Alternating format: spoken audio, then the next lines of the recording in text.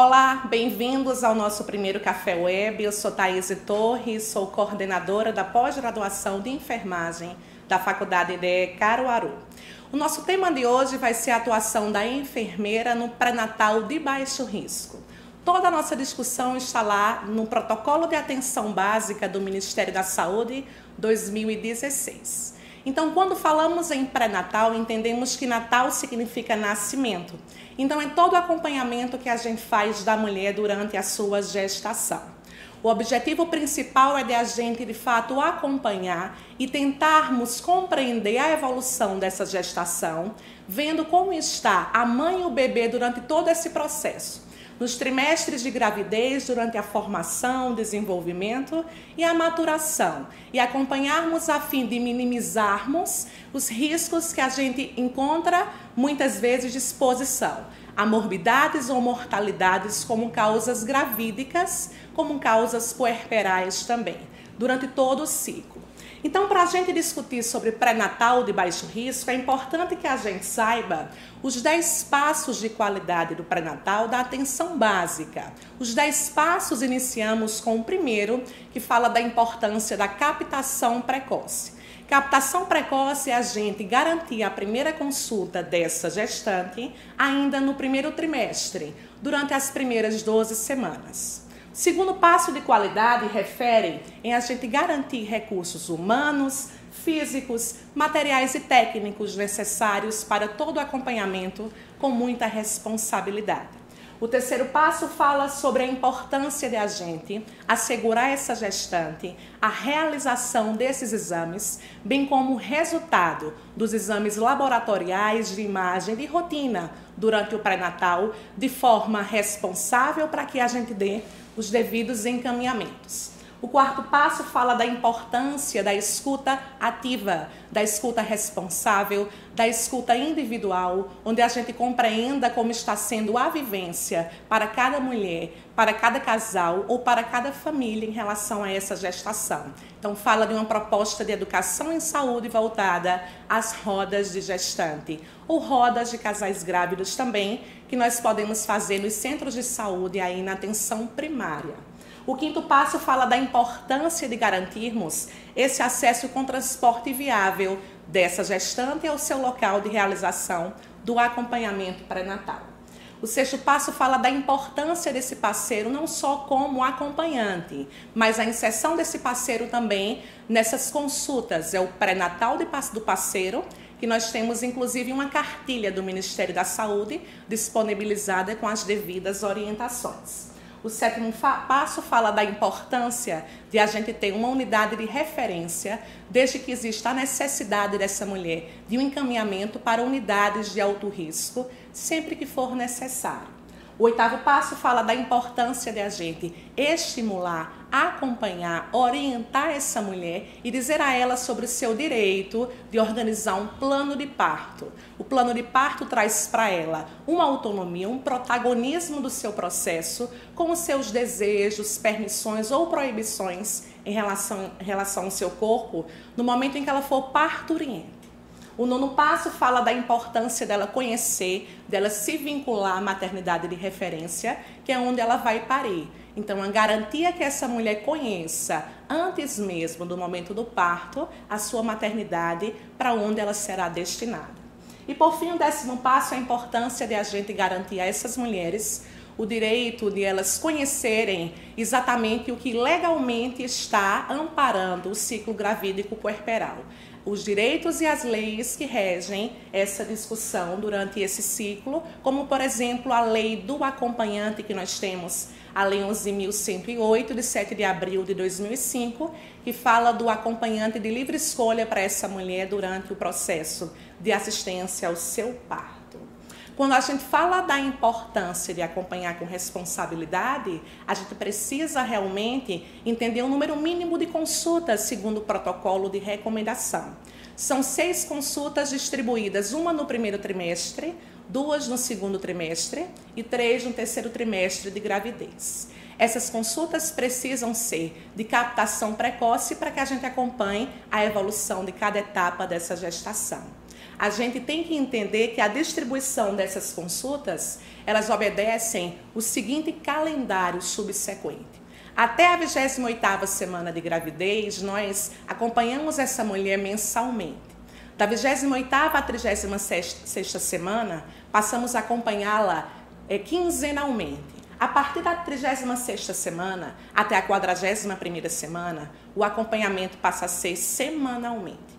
E é importante a gente saber que não existe alta de pré-natal.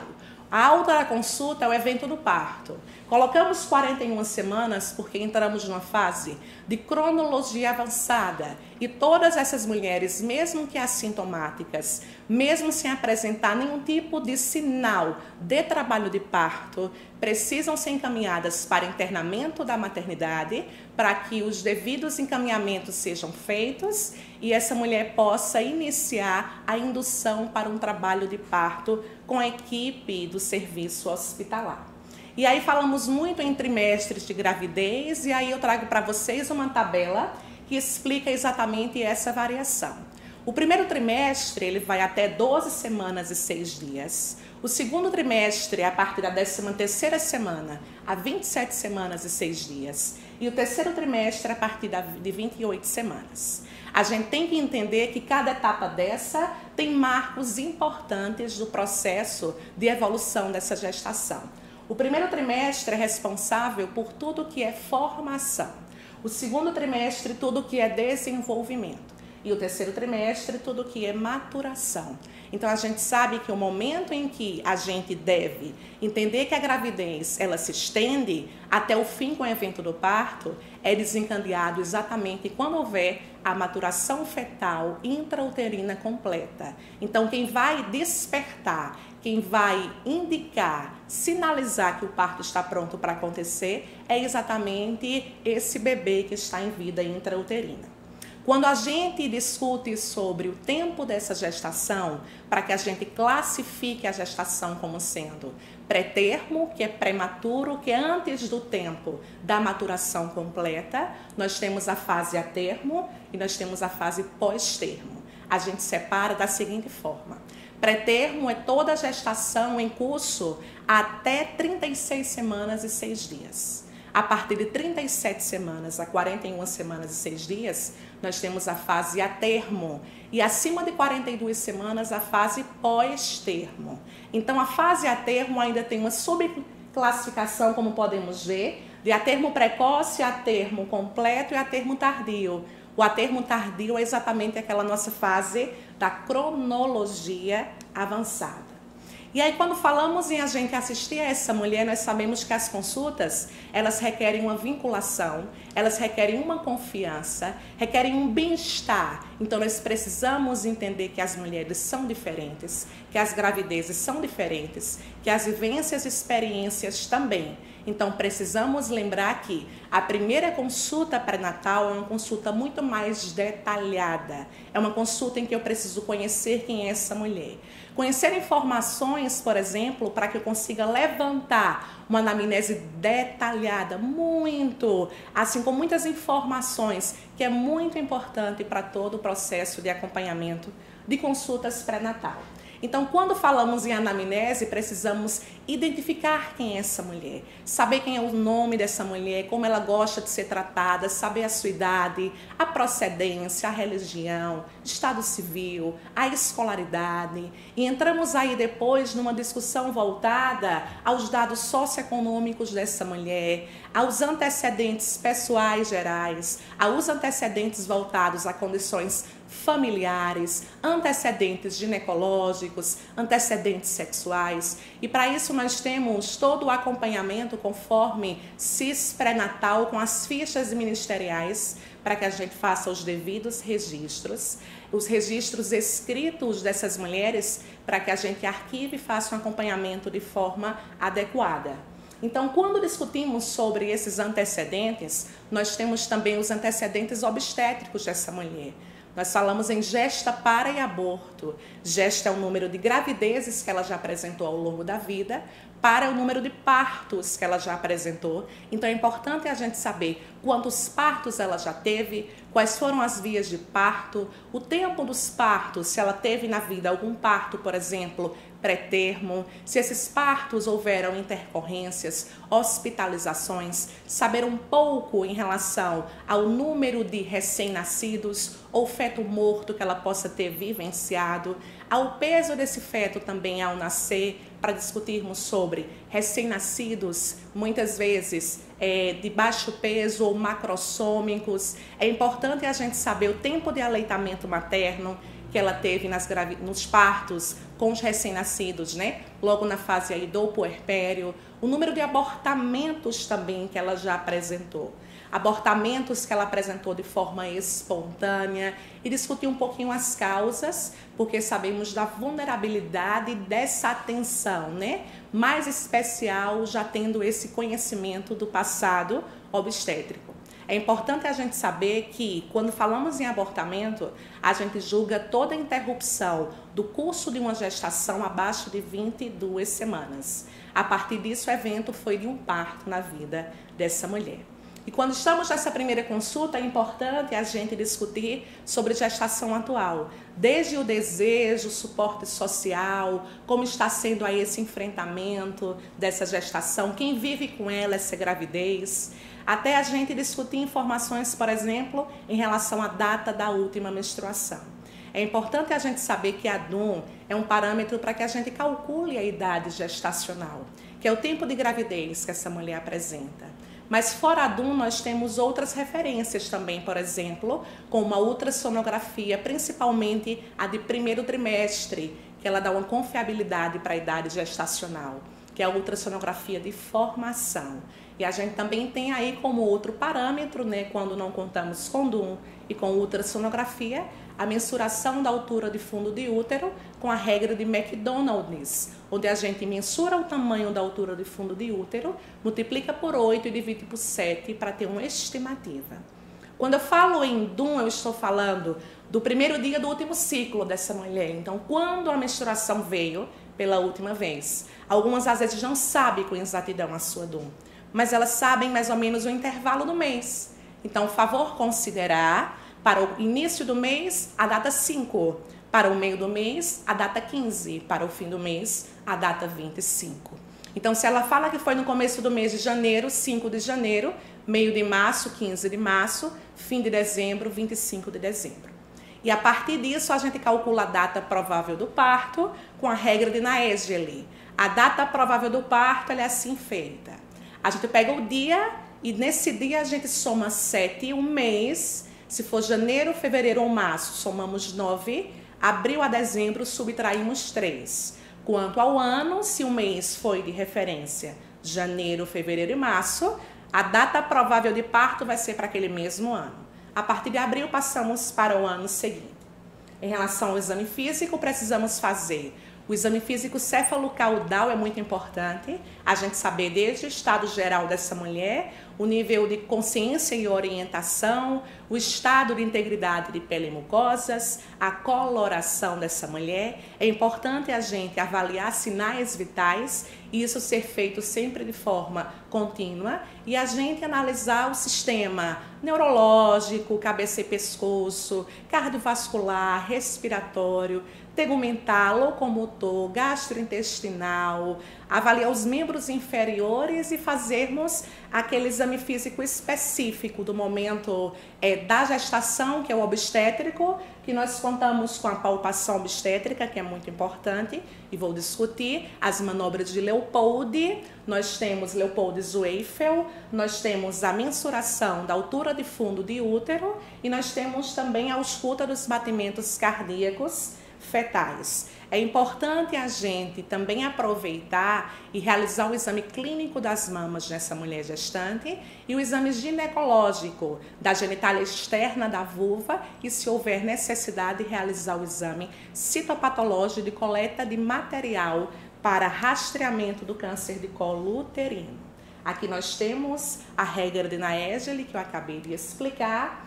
E aqui eu passo para vocês uma imagem falando sobre a palpação obstétrica ou manobra de Leopold Zweifel, onde nós temos 4 tempos e 4 tempos com objetivos distintos. A gente realiza essa manobra a partir da 20ª semana, em média, de gravidez, onde temos mais ou menos um útero aí na região umbilical. O primeiro tempo a gente palpa o fundo do útero com o objetivo de a gente ver situação fetal. A gente está discutindo um pouco da estática fetal, de como o feto se comporta dentro desse útero. E na palpação da situação fetal, a gente analisa a relação dos maiores eixos. O maior eixo fetal é a coluna e o maior eixo materno também é a coluna vertebral. Então, a relação entre as colunas vertebrais, se eu manter as colunas paralelas, aliadas, eu tenho uma situação longitudinal.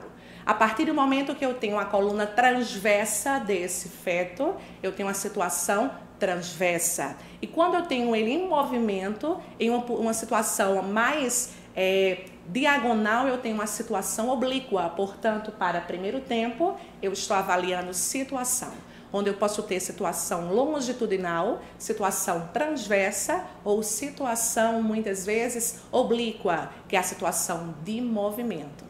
Quando eu vou para o segundo tempo, eu estou vendo posição, que é a relação do dorso do feto lado em relação à mãe. Portanto, eu posso ter a posição direita ou dorso à direita e posição esquerda ou dorso à esquerda. No terceiro tempo, a gente vai fazer exploração da escavação pélvica para analisarmos a mobilidade fetal. A gente vai observar se esse feto encontra-se ajustado, insinuado, encaixado, fixo na região do estreito superior de pelve materna, ou se esse feto encontra-se alto, ainda móvel. Então, mobilidade fetal. No quarto tempo, a gente também vai explorar a região de escavação pélvica para observarmos a apresentação fetal. O feto se apresenta nesse estreito superior apresentando qual parte do seu corpo? Se ele está apresentando, como a imagem mostra, o polo cefálico, a apresentação cefálica. Se ele apresenta nádegas, a apresentação pélvica. Se por acaso são os pés, podálicas. E fetos transversos apresentam ovoide córmico, portanto, a apresentação córmica. Fazendo um resumo dessas manobras, como primeiro tempo, situação, ou ela é longitudinal, transversa, oblíqua. Segundo tempo, posição, ou é direita ou é esquerda. Terceiro tempo, mobilidade, ou está ajustado, fixo, ou está alto, imóvel. E quarto tempo, a apresentação, cefálica, podálica, pélvica ou córmica. Aqui eu mostro imagens sobre a medida de altura de fundo de útero, onde eu preciso utilizar uma fita métrica inelástica. A mulher vai estar em posição supina. Colocamos o ponto zero na região de sínfise púbica, na região anterior do monte pubiano, e vamos mensurar o tamanho desse útero até onde ele já alcançou. Então, a partir disso, a gente mensura se, para a idade gestacional, o crescimento uterino está acompanhando conforme o esperado, ou se eu tenho restrições, muitas vezes, que eu posso ter uma altura de fundo de útero menor do que o esperado para a idade gestacional. Eu posso pensar em um crescimento intrauterino, muitas vezes aí restrito. Eu posso pensar em um baixo peso. Eu posso pensar em um óbito fetal, um oligoâminio, que é uma redução de líquido amniótico. Ou quando eu tenho, muitas vezes, uma altura de fundo de útero maior do que a esperada para a idade gestacional, eu tenho situações de gemelaridade, que isso vai ser muito comum. Eu posso pensar em macrosomia, em polidrâmino, em miomatose. Então, nessas situações é para a gente comparar realmente como é que nós temos a relação da altura de fundo de útero comparando com a idade gestacional. E aí é importante a gente lembrar que a altura de fundo de útero, ela vai ser um parâmetro para a gente também acompanhar junto com a DOM e com a ultrassom a estimativa do tempo dessa gravidez. Quanto à escuta dos batimentos cardíacos fetais, é importante a gente saber que nós auscultamos ou com o sonadoppler, que é muito mais comum a gente estar acompanhando essa variação de frequência, ou então com o PINAR, o estetoscópio de PINAR, que ainda existe essa informação aí no protocolo. O sonadoppler nós podemos estar fazendo a mensuração de 10 a 12 semanas aí de gestação, já é possível estarmos conseguindo focos de ausculta, e aí quando falamos do PINAR, a partir de 20 semanas. A variação da frequência cardíaca fetal, ela está estimada de 110 a 160 batimentos por minuto. E aí eu deixo frisada a importância de a gente garantir que essa mensuração esteja sendo contemplada dentro de 1 minuto, para vermos a frequência, para vermos o ritmo, para vermos a intensidade desse batimento cardíaco fetal. Quando falamos ainda de pré-natal, falamos da suplementação, que é muito importante, do ácido fólico e do sulfato ferroso. O ácido fólico ele é importante porque ele está associado a um auxílio para evitarmos malformações do tubo neural, bem como malformações aí do processo de desenvolvimento e maturação do tubo neural. Nós estamos falando também como algo que envolve a profilaxia de anemia megaloblástica e ferropriva. O ácido fólico pode ser utilizado até em consultas pré-concepcionais. Até antes da gravidez, a recomendação hoje é 30 dias antes dessa gestação a gente já iniciar o uso do ácido fólico. A recomendação é 1 comprimido via oral por dia antes da principal refeição, 30 minutos a 1 hora, de 400 microgramas. É importante a gente ter essa informação. Então, o ácido fólico pode ir de 30 dias antes da gravidez acontecer. A partir do momento que eu tenho a confirmação da gestação, eu sigo com o ácido fólico até o fim dessa gravidez. Então, a partir do parto, a gente vai estar encerrando esse uso. Quando eu falo em sulfato ferroso, eu falo em 40 miligramas de ferro elementar por dia. Sulfato ferroso vai ser tomado em condições profiláticas, porque ele também pode ser utilizado em condições terapêuticas. Mas de forma profilática, 1 comprimido também por dia, 30 minutos a 1 hora antes da principal refeição. Então, a gente entende que o sulfato ferroso, ele é associado a fontes de vitamina C, principalmente naturais, aumenta muito a absorção desse composto de ferro. Então, a gente também recomenda fontes naturais com sucos ou a própria fruta.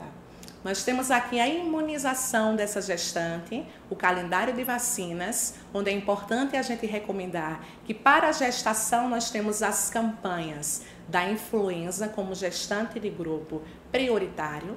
Nós temos um outro imunobiológico, que é a hepatite B, que nós precisamos fazer o acompanhamento dessa gestante e até observarmos calendários de vacinas anteriores ou próprios registros de cartões ou cadernetas de pré-natal de gravidezes anteriores.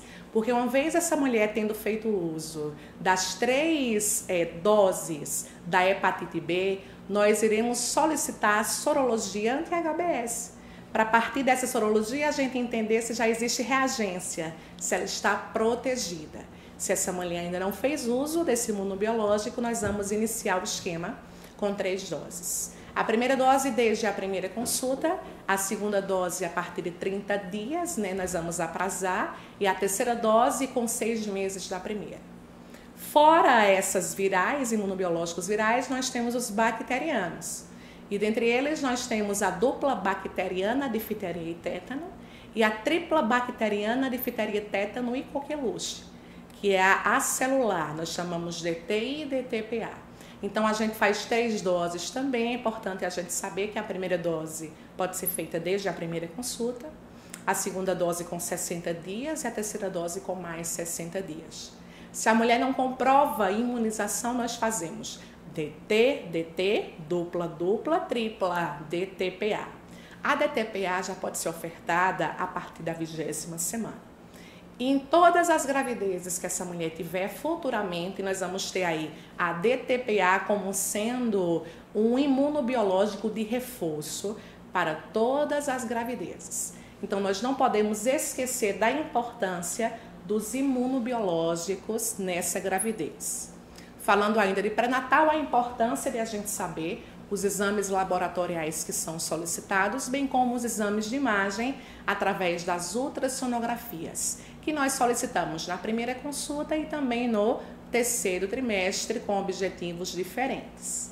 Quando falamos em exames laboratoriais, nós temos de rotina o hemograma, onde a gente vai observar no hemograma hemoglobina, hematócrito, vamos ver também os leucócitos e a série de plaquetas. Então é importante, por exemplo, a gente saber que nós esperamos como hemoglobina valores acima a partir de 11 gramas por decilitro, para que a gente saiba que nesse caso a mulher tem ausência de anemia, para suplementarmos de forma profilática. Todas as vezes que a hemoglobina for abaixo de 11, nós precisamos realizar o tratamento suplementado terapêutico desse sulfato ferroso. E a recomendação hoje do tratamento para anemia leves ou moderadas, porque as graves abaixo de 8 de hemoglobina serão encaminhadas para o alto risco.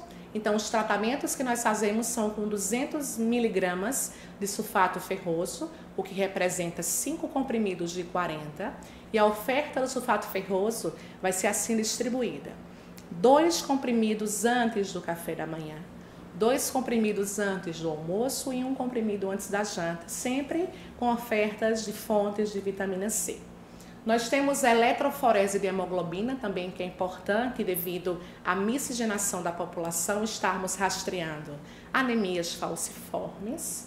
Nós temos a importância de a gente avaliar a tipagem ou classificação sanguínea e também esse fator RH, porque todas as vezes que eu tiver um fator RH de uma mãe negativa, eu preciso solicitar o Cumbis indireto, e esse Cumbis indireto ele é solicitado a partir da 24ª semana.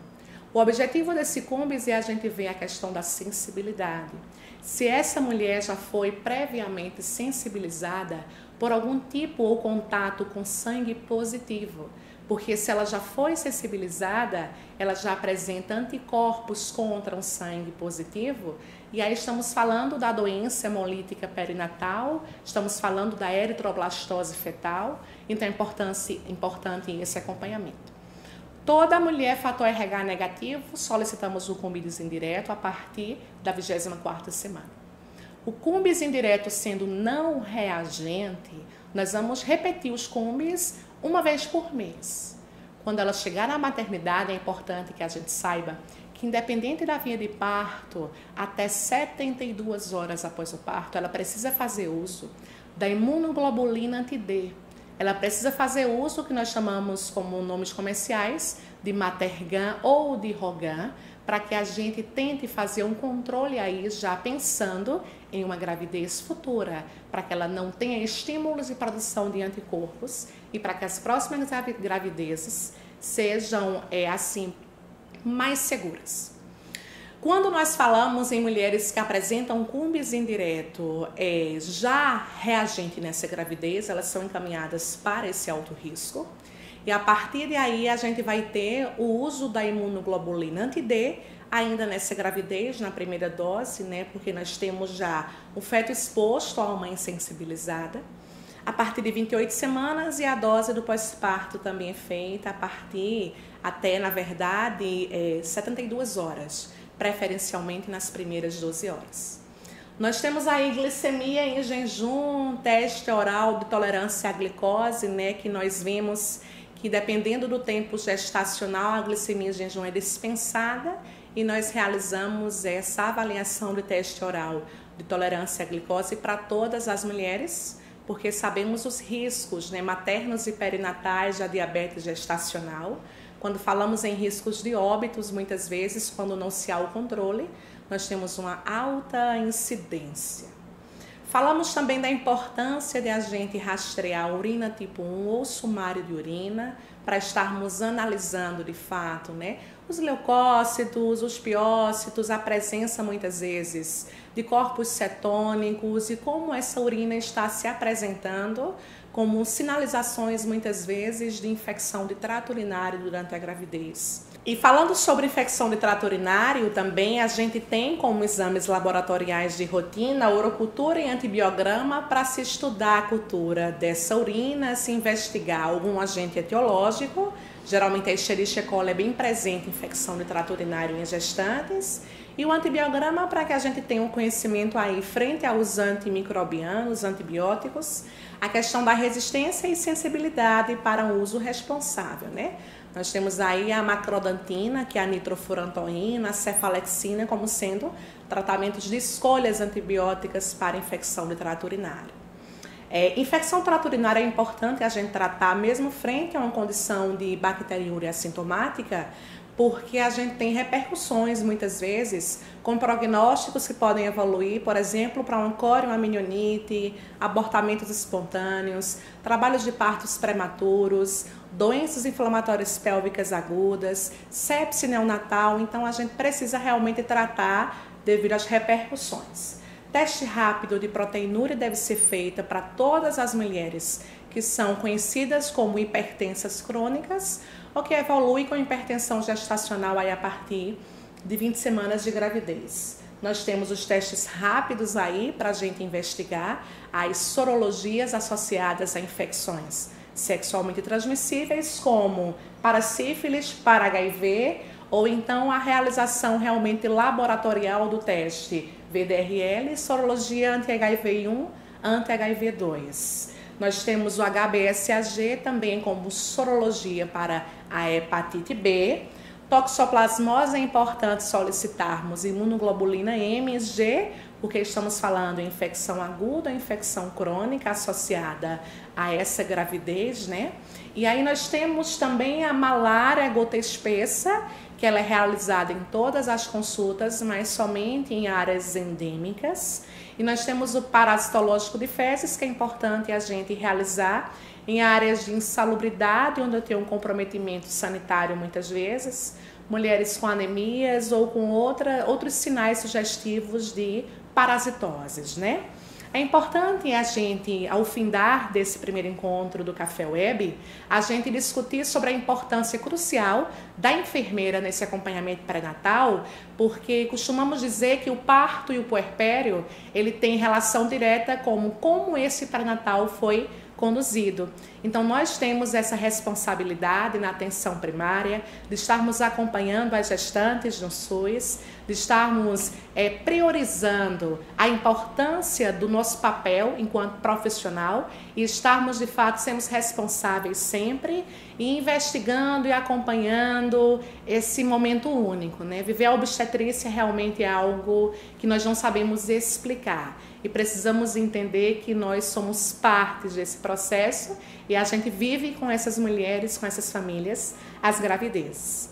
Para encerrar esse momento, eu gostaria de trazer só essa imagem para que a gente nunca desista dos nossos sonhos, que a gente persista, que a gente sempre invista na nossa profissão, que a gente comece a agregar valor profissional. E por falar nisso, que a gente sempre faça com muita qualidade, que procuremos instituições responsáveis, de grande valor de mercado, como a Faculdade IDE. Então convido todos vocês a entrarem no nosso site, conhecerem nossos cursos de extensão, cursos de pós-graduação e os demais eventos sempre preparados para todos vocês, com muito carinho e com muita ciência. Então que a gente nunca esqueça, né, que todo incentivo ele precisa a princípio sair do nosso investimento, da nossa dedicação e que sejamos responsáveis por todas as nossas atitudes e que se o caminho está difícil, tenho certeza que é porque você está no caminho certo. Muito obrigada.